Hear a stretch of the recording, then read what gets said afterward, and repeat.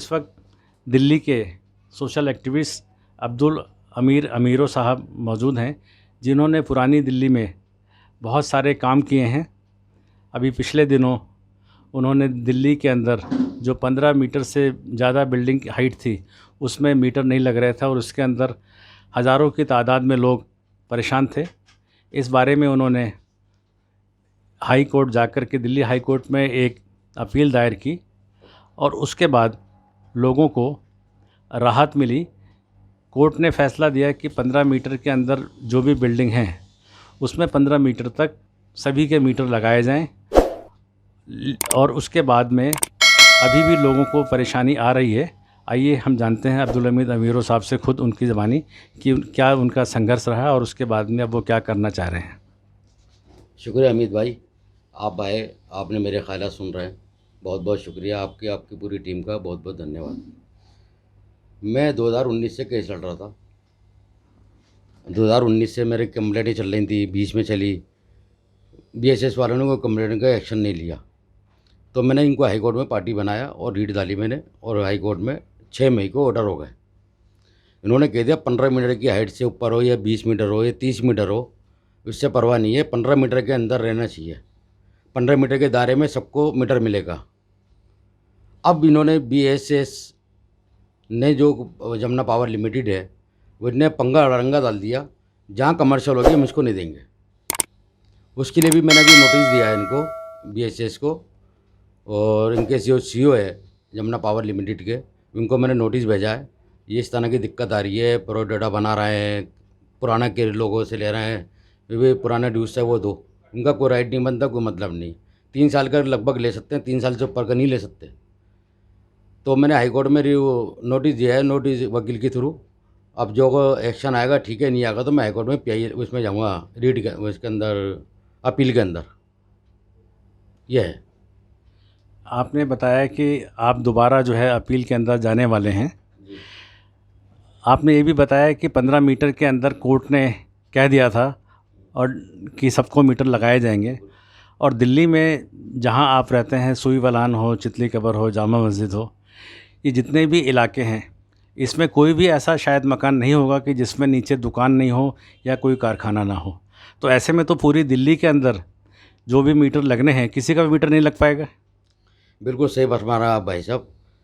90% लोगों के मकान ऐसे हैं जिनकी दुकानें नीचे हैं। ये ऑर्डर तो 15 मीटर के दायरे में, सुप्रीम कोर्ट की भी जजमेंट है, 15 मीटर के दायरे में देना है, लेकिन इन्होंने अटका डाला है, इन्होंने परेशान करा है, पब्लिक को परेशान करने के लिए बात कर रहे हैं।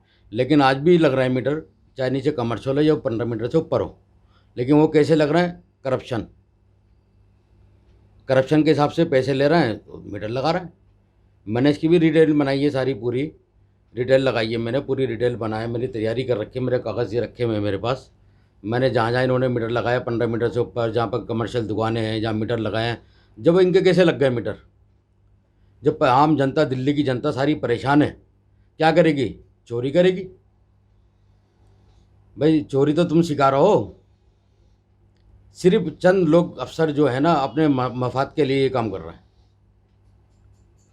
आपने जो कोर्ट में बताया कि कितने मीटर इस तरीके से लगे हैं, जो पैसे दे करके या रिश्वत खोरी से जो मीटर लगाए गए हैं, उन मीटरों का क्या हुआ है और कोर्ट ने उसके बारे में कोई आदेश दिया है क्या?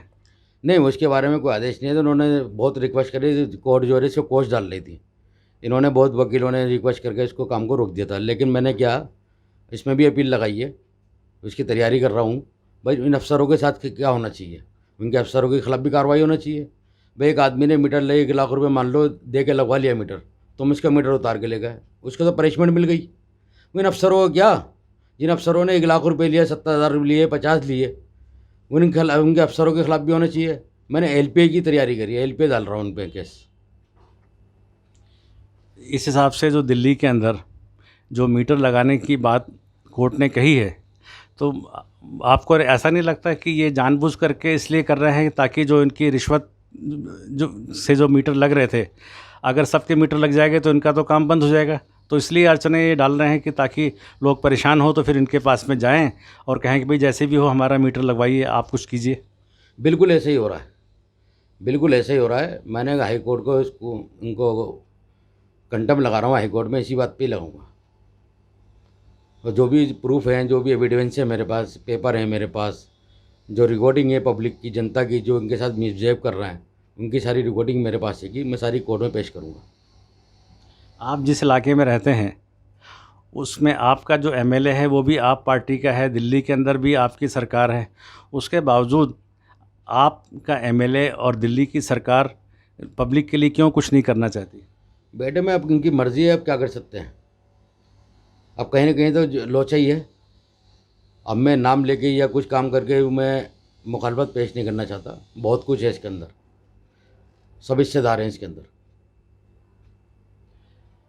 दूसरा, अभी अखबारों में आपके बारे में आया कि आपने एक और जो है वो अपील जो है वो दायर की है दिल्ली हाई कोर्ट में minority commission, Delhi minority commission के ख़िलाफ़, कि उनके जो अध्यक्ष हैं वो आम आदमी कार्यकर्ता के तौर पर काम कर रहे हैं और कोर्ट ने दिल्ली सरकार को और आयोग को नोटिस भी जारी किया है। इस बारे में आपका क्या कहना है?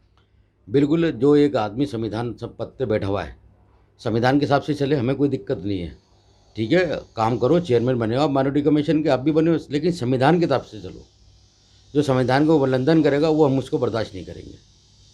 हमने इसके अंदर पार्टी बनाया है, सीएम साहब को पार्टी बनाया है, माइनॉरिटी कमीशन को पार्टी बनाया, एक पर्सनल इनको जाकिर खान को भी नोटिस देके पार्टी बनाया।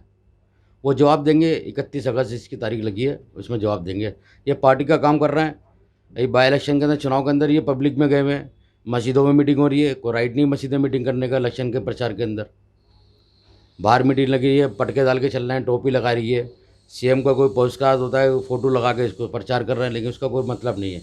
इनके ऑफिस में चले आप, माइनॉरिटी कमीशन का बोर्ड लगा हुआ है, उसमें सीएम साहब का फ़ोटो लगा हुआ है, एक कानून मंत्री का फ़ोटो लगा हुआ है, जाकिर खान का नाम गायब है। तो आपको लगता है कि ये जो संवैधानिक पद है, इस पद का जो है दुरुपयोग हो रहा है और ये आम आदमी पार्टी की तरीके से यहाँ पर काम किया जा रहा है? दुरुपयोग बिल्कुल हो रहा है, बिल्कुल कर रहे हैं ये। जब एक आदमी माइनॉरिटी कमीशन का चेयरमैन बने तो खुद का फ़ोटो होना चाहिए, खुद का फ़ोटो नहीं है। जब सीएम का फ़ोटो लगाया, कानून मंत्री का फ़ोटो लगाया, मैंने भी ऑफिस में तो फ़ोटो खींच के लाया हूँ। मैंने इनके ऑफिस गया, मैंने बाकायदा विजिट कराया, विजिट करके मैंने वहाँ फ़ोटो खींचे हैं, बाहर के भी खींचे हैं। ये ऐसा काम कर रहा है, उल्लंघन कर रहा है, दुरुपयोग कर रहे हैं अपने पद का। गाड़ियाँ खरीदना है, आपने क्या करा इसके अंदर? कोरोना के अंदर किसको ऑक्सीजन बांटा माइनॉरिटी कमीशन की तरफ से? माइनॉरिटी तो सबके लिए आती है ना, चाहे वो इसमें सिख हो, चाहे ईसाई हो, या मुसलमान हो, बुद्धिस्ट हो, उनके लिए, सबके लिए आता है। क्या एक पैसे का इन्होंने मदद करी इन्होंने कोरोना के टाइम के अंदर? बताइए मेरे को, माइनॉरिटी का क्या बना? किसी वीडियो को पेंशन दी है, किसी गरीब लोगों की मदद करी है? क्या करा इन्होंने इतने 1.5 साल के अंदर? इन्होंने ये करा है, सिर्फ गाड़ी खरीद ली, 2 गाड़ियाँ नहीं खरीदी हैं और अपनी तनख्वाह बढ़ा ली, जैसे अभी मालूम हुआ है। उसमें आरटीआई लगा रहा हूँ, जब क्लियर हो जाएगा, जब दूध का दूध पानी का पानी हो जाएगा। लेकिन बताते हैं कि कोरोना की जब दूसरी लहर दिल्ली में आई थी, उस वक्त दिल्ली सरकार के एक मंत्री इमरान हुसैन ने काफ़ी ऑक्सीजन वगैरह लोगों को बांटा और इस तरह की खबरें भी आई थी। इस बारे में क्या कहना है? नहीं, इमरान हुसैन ने बांटा है, ऐसी बात नहीं है, नहीं बांटा। इन्होंने जो काम करा है, जिसने करा है उसको मानेंगे भी, लेकिन इनके आदमी इन्होंने ही बंद करा दिया बाद में। ये हमारे इलाके के विधायक ने भी बांटा, लेकिन इन पर आरोप लग गए। इस मारे आरोप के चक्कर में इन्होंने उठा के अलग बंद कर दिया। आपका कहने का ये है कि जो माइनॉरिटी कमीशन का चेयरमैन है माइनॉरिटी कमीशन का, उनको माइनॉरिटीज़ की कोरोना के काल में मदद करनी चाहिए थी, चाहे वो आर्थिक मदद हो या वैसे उनको मदद जो भी जिस तरीके की कर सकते थे उन्होंने नहीं की। उन्होंने अपने पद की जो गरिमा है उसका दुरुपयोग किया है। इसके अलावा आपने और भी कुछ जो है वो शिकायतें की हैं या कोई और अपील आपने कोर्ट में करी है या करने जा रहे हैं? मैंने भी 16 जुलाई को मेरी एक तारीख थी कोर्ट के अंदर, जो मैंने दिल्ली गेट कब्रस्तान का मुद्दा उठाया था। वहाँ 7500 रुपये ले रहे थे, 500 रुपये डेथ सर्टिफिकेट के ले रहे थे। मैंने जाकर वहाँ विजिट करा, वीडियो बनाई, वहाँ के लोगों के इंटरव्यू लिए, लोगों ने इंटरव्यू दिए। इंटरव्यू के अंदर बताया हमसे 500 रुपये ले रहे हैं। मैंने फिर इनसे जिक्र करा तो वो कह रहे हैं जी 500 नहीं ले रहे, 300 ले रहे हैं। मैंने 300 भी क्यों ले रहा हूँ जब एमसीडी की तरफ से फ्री है? और बाहर साइफे कैफ़े पे जाओगे तो 70 रुपये 100 रुपये ले लेते हैं। फिर भी 100 रुपये में मान लेता हूँ, 100 रुपये ले लेते हैं। फिर 200 रुपये किस बात के रहे हो, किस खाते में जा रहा है इसका हिसाब दीजिए। फिर भी 100 रुपये में मान लेता हूँ, 100 रुपये ले लेते हैं। 200 रुपये किस बात के रहे हो, किस खाते में जा रहा है इसका हिसाब दीजिए।